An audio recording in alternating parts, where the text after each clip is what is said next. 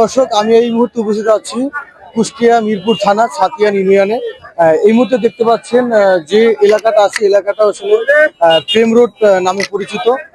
এলাকাবাসীর মুখে আমি আসলে প্রেম রোড নামে কেন প্রচলিত এবং পরিচিত সেই বিষয়ে আমি এখন দর্শকদের কাছে জানতে চাবো এই এলাকাটা প্রেম রোড নামে কেন পরিচিত।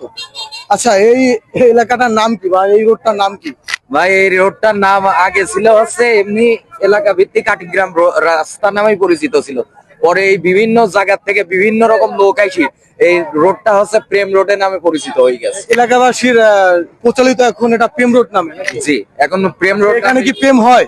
আরে না ভাই, এখানে প্রেম টেম এরকম কোনো কিছু না, এখানে সেরকম কোনো কিছুই নেই। আমরা স্থানীয় লোক আগে আসতাম, পরিবেশটা সুন্দর ছিল, সব দিকে রাস্তা, মানে মাঠের মাঝখানে বিভিন্ন জায়গায় মোড়, এইসব গুলার কারণে বসার পরিবেশ ছিল।